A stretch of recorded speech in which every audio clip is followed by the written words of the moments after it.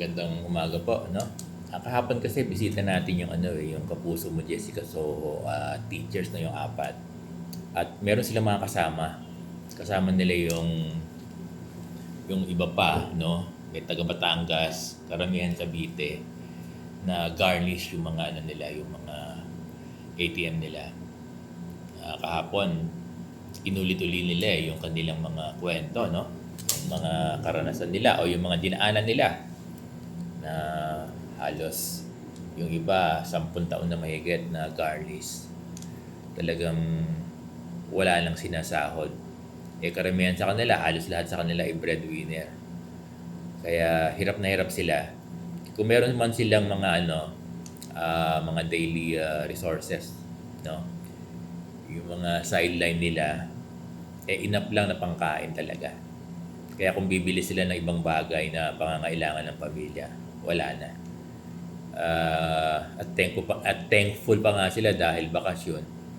Lalo na magigipit kasi walang baon pagpasok ng school. Even para doon sa mga anak nila, no? So ganun kahirap yung dinadanas sa mga guro natin.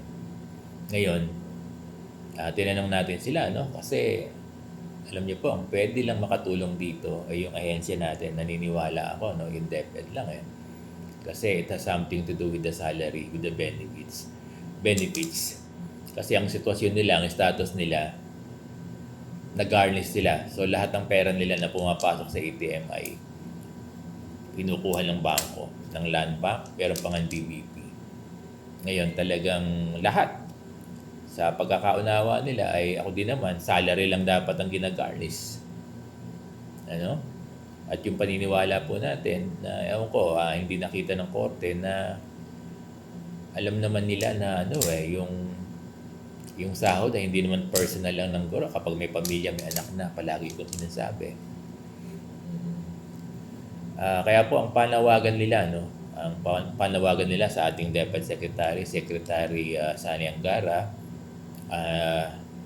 baka sana po itong mid-year bonus nila, unang hakbang para po yung mga guro natin na garnish kahit paano maka panandali ang makasurvive. Pero kung magiging tuloy-tuloy na yung policy na to, mas maganda po. Kasi sa paniniwala ko po, tayo naman ang gumagawa ng policy nung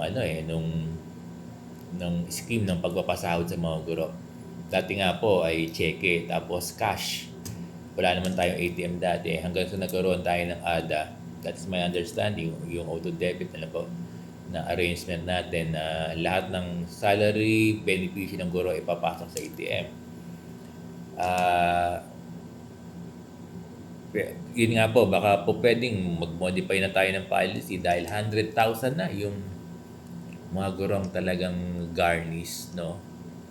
Na nakasanla o garnish, wala lang nakukuha talaga, na baka po pwedeng over the counter na lamang yung mid-year bonus nila po ngayon at yung iba pang mga benepisyo, no? So inaasahan po nila, DepEd Secretary, ang kahilingan po ng mga gurong garnish, baka po yung mid-year bonus nila ay makuha na lang nila sa mga ADAS, sa mga finance officer, disbursing ng division office na ma-hand in cash or in check po na over the counter. Kasi pwede po yung i-check pwede rin po yung cash, pwede rin pong ganun na hindi na ipapasok sa kanilang ATM para mahawakan nila yung pera. Ginawa na po ito ni President Bongbong Marcos doon sa SRI. Yung unang taon niya ng pagbibigay ng SRI. Dahil alam niyang nakasanla yung mga ATM ng mga guro. Di po ba? Yun ang utos niya Kay BP Sara pa noon. Kay BP Sara pa noon To my understanding. Sana po para matulungan yung mga guro. Kawawa po yung kanilang kalagayan, So inaasahan natin sa ating DepEd Secretary na pagbibigyan yung kahilingan ng mga gurong garnish na makuha na lang yung kanilang major bonus ng over the counter na direktang ibibigay sa kanila, mahahawakan nila. Ano po? Itong major bonus. Maraming salamat po.